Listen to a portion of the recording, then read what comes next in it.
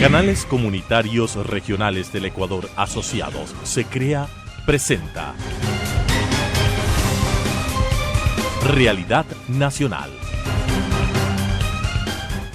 Amigos, gusto estar con ustedes como todas las semanas en el espacio de SECREA, un espacio que, como conocen, se lo difunde a través de 45 canales a nivel nacional, canales que tienen cobertura local, cobertura regional y cobertura nacional. En esta ocasión nos acompaña el vicealcalde de Quito, el señor Eduardo del Pozo, quien es muy conocido no solamente en Quito, sino por sus acciones a nivel nacional. Él, como concejal, fue electo por CREO en el año 2014 en representación de las parroquias rurales, vicealcalde desde junio del 2016. Además de eso, sentenciado por 15 días de prisión por injuriar a Rafael Correa en una entrevista. Ese tema vamos a toparlo también. Impulsó la ordenanza para regular los food trucks en la ciudad de Quito y varias acciones adicionales, como la última, la ordenanza 213, que es Soy el aire de Quito. Importante tenerte aquí, mi estimado Eduardo, un gusto que nos acompañes para SECREA. Gracias, Roberto, muchas gracias por la invitación y un gusto estar aquí presente. Saludos a todos los que nos acompañan. Viendo la actualidad política de estos días, ¿qué sabor te deja a ti como vicealcalde de Quito, como político y como ecuatoriano el detalle de la prisión, de los 6 años de prisión, la sentencia que sale al vicepresidente Jorge Glass? Bueno, yo creo que definitivamente este es un mensaje claro a la ciudadanía en general de que la justicia llega. Se ha demorado, se ha tardado más de lo debido. Esto, a mi criterio, tenía que haberse hecho público y haberse regulado y sancionado antes de las elecciones, y hoy tuviéramos otros resultados, hoy sería otra la historia. Esto es algo que nosotros hemos venido manifestando desde hace mucho tiempo atrás, y cuando digo nosotros, hablo al movimiento al que pertenezco, al movimiento CREO. Hemos venido criticando todas las gestiones de corrupción que se han venido dando y demostrando a lo largo de estos últimos 10 años de periodo de la Revolución Ciudadana. Y claro, el tiempo poco a poco nos ha ido dando la razón. Y todo aquello que nosotros hemos venido manifestando, tanto en temas de corrupción, cuanto también en temas macroeconómicos, en temas de modelo de gestión de país, de la economía, se han ido demostrando.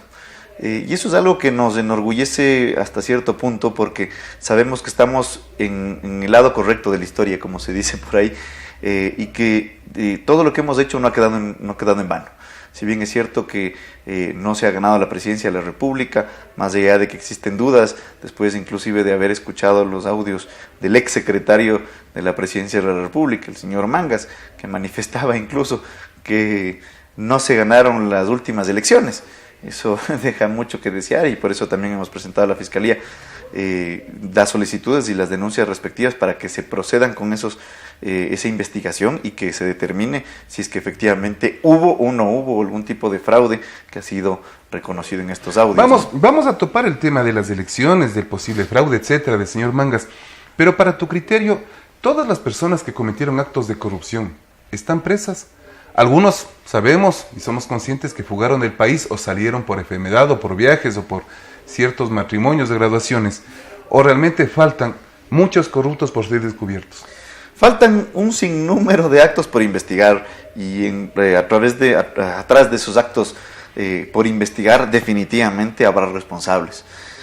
Solo con decirte, por ejemplo, que lo que acabamos de vivir estos días con respecto a la condena del vicepresidente de la República es incompleto todavía. ¿Y a qué me refiero? Porque él ha sido sancionado con 6 años de prisión por asociación ilícita. Pero el delito per se no es la asociación ilícita. Tú te asocias, o las personas se asocian ilícitamente para cometer algún delito. Y ese delito todavía no está juzgado. Solo está juzgado la asociación ilícita, pero te asocias para cometer cohecho, para cometer concusión, para cometer peculado, ¿no es cierto? Entonces, ese es el otro delito. Este es el delito principal que aún no sale a la luz, que aún no se determina en la Fiscalía y que tiene que investigarse. Por lo tanto, esos 6 años que se manifiestan los quedan cortos. Tiene que ampliarse esa investigación para que en verdad se sancione con la máxima rigurosidad que manda la ley ecuatoriana. Es decir, eso tiene que ampliarse mucho bajo más. Tu criterio, es más tiempo el que debería estar en prisión el señor Glass. Sin duda alguna. El señor Glass, ya una vez que se ha demostrado la asociación ilícita, ahora falta que demuestren bajo la justicia ecuatoriana qué delito, si es cohecho, si es peculado, si es que es concusión, ¿qué tipo de delito ha estado detrás? Porque es evidente que si es que ahora ya se ha demostrado la asociación ilícita, porque hay pagos a su primo, hay pagos de toda una red impresionante, pues eso tiene nombre y eso aparentemente pudiera ser peculado o pudiera ser cohecho. Son actos de corrupción, pagar recursos para conseguir obras. César Montúfar es quien ha encabezado este proceso de investigación. César Montúfar de alguna manera pasará a la historia del país por este proceso justamente. Él insiste en que el expresidente Rafael Correa también tiene manos metidas en este proceso. Considera que justamente Rafael Correa debe ser investigado. Por supuesto que sí. Yo creo que quien manifestaba amplia y abiertamente ante todos los medios ser el dueño y ser el único que representaba al Estado y el jefe de todas las funciones del Estado, pues ante este tipo de actos no solo que es responsable político, sino que también evidentemente puede que a lo mejor tenga algún tipo de responsabilidad, y eso es algo que hay que investigar. Los indicios se han dado, el señor vicepresidente ha cometido aparentemente todas estas ilegalidades por delegación, porque tenía las facultades delegadas del señor presidente como en su calidad de vicepresidente para ejercer este tipo de contratos y asumir directrices de determinados sectores estratégicos. Y eso hace presumir que quien entregó esas delegaciones a lo mejor y estaba al tanto de algunas circunstancias que pudieron o no haber ocurrido en esas delegaciones, con esas delegaciones. Entonces esta investigación es clave, hay que desarrollarla. La Fiscalía tiene esas herramientas y tiene la obligación ante el pueblo ecuatoriano, ante la ciudadanía, de esclarecer las circunstancias, los hechos que se han dado con esta empresa y muchas otras que aparentemente existen y que se tienen que esclarecer, ¿no? El señor Rafael Correa está en Panamá, o estuvo en Panamá, vemos que estos días él viajó a Panamá, y obviamente se emitió varios comentarios, varias entrevistas. Entre esas la principal, la que dio a CNN. Y entre sus palabras él menciona textualmente, seguramente ahora vendrán por mí. ¿Será que él tiene algún sentimiento de culpabilidad o simplemente se siente víctima para que él emite ese comentario a CNN?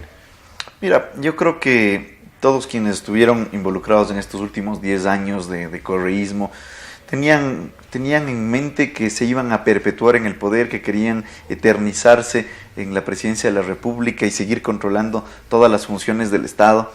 Y claro, cuando gana el presidente Lenín Moreno, pensaban que iban a continuar bajo esa óptica. Se ha dado una pelea entre el expresidente y el actual presidente, como se dice comúnmente, entre muerto compadres. el rey, puesto el rey, ¿no? Yeah. Y claro, esa pelea, no solo por la disputa de Alianza País, sino de las funciones del Estado, está ayudando al pueblo ecuatoriano a que se desenmascaren un sinnúmero de cosas. Y por eso es que claramente en estos instantes, sin que esto signifique el apoyo al régimen del presidente Lenín Moreno, hay que apoyar la consulta popular, por ejemplo. Porque esto va a permitir, como nosotros mismos lo manifestamos en el proceso electoral pasado, hay que tratar de descorreizar al Ecuador. Hay que volver a institucionalizar. Y ese tratar de institucionalizar nuevamente al país puede darse a través de este proceso de consulta popular, que a lo mejor se quedó corto en las preguntas, pero que sin duda el acabar con la reelección indefinida, por ejemplo. Ese es el tema principal, consideran ustedes, básico, como creo. Yo creo que hay 3 preguntas que son básicas. Yeah. La reelección indefinida, acabar con la reelección indefinida, creo que es un tema que no podemos nosotros tener la más mínima duda. Es un principio básico de la democracia y hay que dar paso a que ninguna persona en ninguna instancia del poder, ya sea junta parroquial, alcaldías, concejalías, prefecturas o presidencias de la República, pueda eternizarse en el poder. ¿No es cierto? Eso es un principio básico de la democracia. Otra de las preguntas claves asimismo es la eliminación del Consejo de Participación Ciudadana y Control Social. Porque de ciudadano y de social realmente no tiene absolutamente nada. La verdad es que está conformado por personas totalmente afines al régimen correísta. Eran hermanos, primos, asesores, esposos, inclusive de asambleístas. Entonces, primero es la conformación ya determinaba mucho lo que iba a pasar. Y después con los propios actos, que a quienes fueron nombrando a través de estos concursos que dejaron mucho que desear. Porque, por ejemplo, pusieron 100 sobre 100 al Contralor de la República, el señor Pollitt, que ha salido del país y ya no ha regresado, se quedó en Miami disfrutando de, yo no sé qué nomás habrá hecho el señor, y eso queda sujeto a la investigación. Algunos ahorritos a detener. Algunos ahorritos. Pero que claro, determina muy claramente el cómo se procedió en la designación de estos funcionarios. Decir que el señor Pollitt, que ha huido del país, es 100 sobre 100 el hombre perfecto para ser el Contralor de la República del Ecuador, pues evidentemente dice mucho de lo que realmente hizo este Consejo de Participación Ciudadana o Control Social. Es la piedra angular del correísmo, puesto que de ahí salieron Fiscalía, Contraloría, Procuraduría, Superintendentes, por mencionar algunos, ¿no? Consejo Nacional Electoral, que todas estas instancias ya tenemos muchas dudas de su proceder en los últimos años y actualmente también. Entonces hay que acabar con este Consejo de Participación Ciudadana y Control Social, hay que tratar de mandarlos a las casas. Evidentemente nosotros tenemos claro que se crearía un Consejo de Participación Ciudadana y Control Social transitorio, y que corremos el riesgo de que ese consejo se convierta en un consejo totalmente leninista. Pero bueno, hay que ir virando la página, hay que ir avanzando las peleas poco a poco, porque si no, no vamos a salir de ninguna. Acabas de mencionar un término interesante, las peleas. Hace poco tiempo el expresidente Correa acusa a Lenín Moreno de haber traicionado su proyecto político. Cuando habla de su proyecto político, se entenderá tal vez que esto fue traición política, o por un nuevo estilo de política, o porque Lenín Moreno quiso redireccionar al país. Correa lo califica como traición. ¿O por qué califica de traición? Mira, yo creo que ellos querían poner simplemente una persona que se encargue de tapar, de poner una cortina de humo frente a todo lo que ha sucedido estos últimos 10 años. Y claro, y hasta cierto punto, y hay que reconocerlo, cuando llegó Moreno a la presidencia de la República, parece que toma la decisión de no ser un maniquí más, sino un títere más, sino que tratar de manejar la presidencia de la República, tal vez manejando su misma línea ideológica, pero con su relativa independencia. Y eso es lo que marca el quiebre entre los dos, entre Rafael Correa y el señor Moreno. Y claro, esto comienza a verse con las distintas pugnas, pero que son partidistas, ¿no? Porque en el fondo lo que ha habido son cambios de forma, no de fondo. Y eso es algo que el Ecuador reclama y que exige que existan cambios de fondo, como por ejemplo en el manejo económico, donde nosotros hemos sido muy claros y enfáticos al decir que estos proyectos de reactivación económica, este plan económico que han presentado, se queda absolutamente corto frente a las necesidades que tiene el país, frente a las necesidades que tiene la economía, la dolarización. Y este es un tema que hay que seguir insistiendo y que ojalá, y esperemos que después de la consulta popular que pasará de aquí a mes y medio, tengamos ya un panorama totalmente distinto y se puedan tomar medidas económicas mucho más coherentes en realidad a lo que corresponde la economía ecuatoriana, que está bastante deprimida. Totalmente deprimida. Y a eso se suma lo que tú mencionabas al inicio, la salida o la renuncia del señor Eduardo Mangas. ¿Será que esta renuncia fue un error político por parte de él? ¿Fue inmadurez? ¿O fue simplemente una muerte anunciada que le permitió al presidente actual decirle, bueno, compañerito, que le vaya bien? Con estas grabaciones y lo que se escuchaba. Yo creo que era un hombre estratégico dentro del régimen del señor Moreno, pero lamentablemente se estiró mucho más la lengua de lo que él esperaba, seguramente, al contar todas las estrategias a un grupo de gobernadores que se presume son de confianza del régimen, y por eso lo hace, ¿no?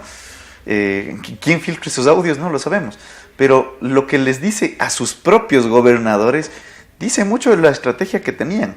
Por ejemplo, del famoso diálogo con los sectores empresariales o con distintas áreas del país, con distintos movimientos, sectores, agrupaciones de la sociedad civil, en donde tenemos absolutamente claro, por ejemplo, que ese diálogo que mencionaban era simplemente una cortina de humo para apaciguar los 10 años de conflicto, para que la gente se sienta escuchada, pero que después iban a hacer lo que les daba la gana. Después, como hemos visto, el resultado del diálogo ha sido simplemente que se han dado las manos y después han sacado su verdadero proyecto, y eso es lo que están impulsando. Nada de lo que salió del diálogo. Se podría decir entonces, con lo que acabas de mencionar, su verdadero proyecto. ¿Se podría decir que Alianza País está frente a una muerte anunciada o simplemente es un proceso político para que la sociedad esté más tranquila? Mira, yo creo que los quiteños, los ecuatorianos en general, nos damos cuenta día a día de las verdaderas intenciones y nos damos cuenta también de que el modelo económico del socialismo del siglo XXI, inclusive, como digo, entendiendo que han cambiado algunas cosas de forma, más no de fondo, este proyecto es el que nos está conduciendo ya 10 años y ahora un poco más a mantenernos en una crisis constante, que tan solo sobrevivíamos como país porque existía un dólar potente que permitía que exista mucho circulante y muchas obras y mucho despilfarro también, y que ahora que ya no tenemos un dólar fuerte y que ya no tenemos una economía en bonanza, pues se comienza a sentir que ese modelo económico nunca fue la solución y que por el contrario ha ido ahondando los problemas. Y la solución definitivamente será, ojalá, después de la consulta popular, y si no, pues tendremos que irla empujando en las calles, y si no, el 2021, porque hay que tratar de buscar procesos democráticos para cambiar estos modelos, definitivamente tendremos que cambiar. Y ese cambio es el anhelado por muchos ecuatorianos que ya nos hemos cansado, no solo de la época correísta, y por eso aplaudimos hasta cierto punto las cosas que están sucediendo, pero la economía y el bolsillo de los ecuatorianos también sufre, también se siente, y ese es el detonante, efectivamente, en su momento, de que la popularidad de X o Y persona comienza a decaer y evidentemente la popularidad del gobierno y exista presión social para desarrollar esos cambios. Interesante análisis cuando se habla del bolsillo de los ecuatorianos, pero también hay otros aspectos como la libertad de expresión. Hace pocos días estuviste presente, tuve la posibilidad también de estar presente en un evento organizado por esta agrupación nueva, Ciudadanos por la Democracia, en donde se entregó reconocimientos a periodistas, reconocimientos a actores sociales, a medios de comunicación que han defendido la libertad de expresión. Y se planteó en ese momento también generar un monumento a la libertad de expresión en la ciudad de Quito. ¿Qué opinas tú, en ese caso ya como concejal? Aquí mira, primero que la agrupación que se ha conformado, Ciudadanos por la Democracia, es un grupo de quiteños, de ecuatorianos que se encontraron en las calles producto de las luchas ciudadanas contra el régimen de Correa, cuando se discutía la ley de la plusvalía, la ley de las herencias, que después terminaron separándolas y no, igual nos las chantaron. Pero es un grupo que se organizó justamente para hacer vigilia ciudadana, para hacer control en las calles, para hacer exigencias desde la ciudadanía en los espacios públicos. Y aquel reconocimiento que hacen desde los ciudadanos a todos los que han luchado por la libertad de expresión realmente es de valorar y de aplaudir. Y si es que nosotros podemos apoyar, como nos hemos comprometido con Ciudadanos por la Democracia, en tratar de buscar un espacio público donde se pueda establecer una estatua que reconozca a todos aquellos que participaron de una u otra manera en esta lucha democrática estos últimos 10 años por defender la libertad de expresión, pues hay que hacerlo. Nosotros nos hemos comprometido a buscar ese espacio, a que puedan establecer allí esta obra de arte que la quieren impulsar de manera colaborativa con muchos sectores de la sociedad, pues hay que hacerlo. Hay que reconocernos a todos los que hemos participado de una u otra manera, insisto, en estos últimos 10 años en contra de un régimen autoritario, de un régimen que a mi criterio fue nefasto para el Ecuador y que menos mal, poco a poco vamos tratando, aunque sea en aspectos de forma, saliendo de ese correísmo. Cuando hablamos del monumento a la libertad de expresión que se pretende erigir, entiendo que lo mismo harán en Guayaquil. ¿Qué decir entonces de la Supercom, las acciones finales, las últimas acciones que ha tenido, la sanción a Teleamazonas del señor Carlos Ochoa como superintendente? Bueno, parece que las últimas acciones del señor Carlos Ochoa son, como se suele decir en la jerga ecuatoriana, patadas de ahogado, ¿no? Patadas de ahogado. Son patadas de ahogado. Se acaba de anunciar también un nuevo proyecto por parte del régimen, ni siquiera de la oposición, quienes ya presentamos un proyecto para reformar la ley de comunicación y dejar de que sea una herramienta para reprimir a los medios, sino que sea una herramienta para abrir las puertas a que la gente se pronuncie, hable con la libertad que es inherente al ser humano. Pero, insisto, este proyecto que ha anunciado el régimen, habrá que ver en qué consiste, pero el solo hecho que se vaya a discutir en la asamblea y que se pueda reformar ya esta posible ley de comunicación, nefasta ley de comunicación, es muy positivo. Lo que hemos visto últimamente de disminución a los ataques a la prensa, a actores, que opinamos, que estamos constantemente en los medios de comunicación dando nuestro criterio, favorable o equivocado, a veces bien, a veces mal, eso ya queda a criterio de quienes nos escuchan, pero eso es nuestra libertad y no podemos ser sujetos a sanciones dentro del régimen. Y peor aún, un medio de comunicación que simplemente da espacio a determinados actores como la Sociedad del Amazonas, que abrieron un espacio a la asambleísta Lourdes Cuesta para que cuente el proyecto de ley de reformatoria a la ley de comunicación, y contando ese espacio es sujeto de la sanción, de esta patada de ahogado que le decimos del señor Ochoa al ya verse entre la espada y la pared, y que ventajosamente la Contraloría también ha actuado y ha demostrado que con informes previos, informes vinculantes, que aparentemente ha habido algunos inconvenientes tanto en temas administrativos, económicos, y que ahora ya se manda inclusive la destitución de ese cargo. Y ahí es importante lo que siempre hemos repetido en este espacio, que es un espacio gremial, un espacio donde 45 canales a nivel nacional difunden este programa. La prensa, los medios de comunicación estuvimos, estamos y estaremos. Sea con el régimen político, que sea con el presidente, que sea, hemos soportado, hemos caminado, nos han dado la posibilidad de caminar y otros momentos nos han frenado, pero seguimos caminando. Ahora, creo como agrupación política está ya preparándose para las próximas elecciones, viendo cuadros políticos, viendo opciones de candidaturas. En el caso específico de Quito o Pichincha, ¿cómo están organizados? Mira, yo tengo el gusto y el honor de ser el presidente provincial del movimiento Creo. Ganamos en un proceso electoral interno.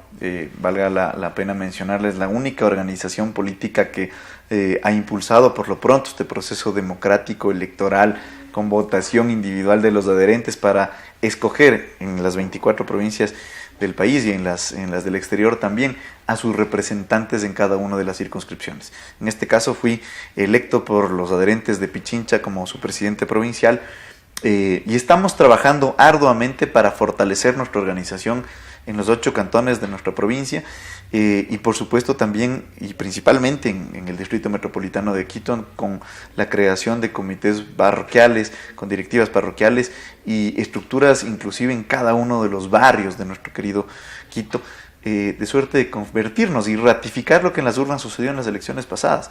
El hecho de haber sido y tener la calidad hasta este instante de la primera fuerza política de Pichincha. Y eso nos pone una responsabilidad inmensa de primero mantener ese apoyo popular, y segundo también de representarlos bien. Y para representarlos bien justamente estamos elaborando un esquema de trabajo importante y también escogiendo en un proceso democrático, por supuesto, a quienes van a participar en un proceso electoral en el 2019, tratando de que esa persona sea la más adecuada, la más idónea, justamente en relación al perfil que buscan los quiteños para dirigir los destinos de la provincia en la prefectura y de la ciudad en Quito, ¿no? Un trabajo muy interesante, y que obviamente Quito necesita ver figuras, y realmente figuras nuevas, figuras jóvenes que nos permitan volver a confiar en el futuro político del país. Finalmente, mi estimado Eduardo, como una pregunta al cuerpo colegiado del municipio de Quito, ¿ha cumplido o realmente queda en deuda con la ciudadanía el municipio de Quito? No hablemos ni del alcalde ni de los concejales, el municipio de Quito. Yo creo que hay cosas que han quedado en el aire. Yo creo que hay muchas cosas por hacer y hay muchas cosas que lamentablemente se han retrocedido en estos últimos años, como por ejemplo el tema de la basura. Hay que reconocerlo, la ciudad ya no tenía los problemas que actualmente estamos viviendo desde hace muchos años atrás. Y hay que ponerle los esfuerzos que sean del caso para mejorar y recuperar lo que Quito ha sido siempre, una ciudad limpia, tranquila, y que lamentablemente hoy por hoy vemos que no está sucediendo por falta de gestión de las últimas 2 administraciones de la empresa pública de aseo en la ciudad. Es un tema que lamentablemente no ha estado a la altura de lo que la ciudad necesita, y sin mencionar responsables, como tú lo mencionabas, pero hay mucho por hacer. Esta ciudad se merece una administración mucho más profesional, una administración mucho más ágil, una administración que esté en los detalles, ¿no? Que no simplemente se ocupe y piense en que la alcaldía de Quito es un tema para hacer política. No, aquí hay que buscar efectivamente a alguien que se encargue de la ciudad, que solamente se encargue de la ciudad, que se dedique al 100% a estar en cada uno de los detalles, en cada uno de los momentos y decisiones que requiere esta inmensa urbe, que actualmente estamos ya cerca de los 3 millones de habitantes y que requiere de toda la atención prioritaria y de una visión que proyecte a Quito hacia el futuro, de una visión que comience a pensar en nuestra capital como lo que es el primer patrimonio cultural de la humanidad, pero como una metrópoli también, como una gran metrópoli que abra las puertas a todos los ecuatorianos y que siga proyectándose hacia el futuro con infraestructura, con planificación, con proyectos claros, dejando de lado cualquier tipo de repartos o de temas de corrupción que lamentablemente pueden haber existido, sin mencionar de ninguna manera alguno en este caso. Pero hay que buscar alternativas para la ciudad y tratar de impulsar a Quito hacia el futuro. Eso nos deja muy claro que el objetivo y la visión política de Eduardo del Pozo es redireccionar el futuro de Quito. Mi querido Eduardo, queremos agradecerte muchísimo como Se Crea. Reiteramos un espacio que se lo ve a nivel nacional. Esta es tu casa, cuando guste siempre estaremos a la orden. Y lo importante es pensar en el futuro, no solamente político, sino social de la capital de la República y del Ecuador entero. Eduardo, muchísimas gracias que nos hayas acompañado. Un gusto, y a ustedes, amigos, hasta la próxima semana. Transmitida por Unción, Nordvisión, Color TV, Oca TV, Canela TV, TV+, UCSG Televisión, Costranera, ABC TV, TV Norte, V Televisión, TV Agro, Manavisión, TV Manavita, Saracay TV, Teleandina, RTU, Asomavisión, Telesucesos, Unimax, Ecovisión, Lídervisión, TBS, Ecuavisión, Telegalápagos, Telemar, Televisión Católica, Los Encuentros. Canales comunitarios regionales del Ecuador asociados. Se Crea presentó Realidad Nacional.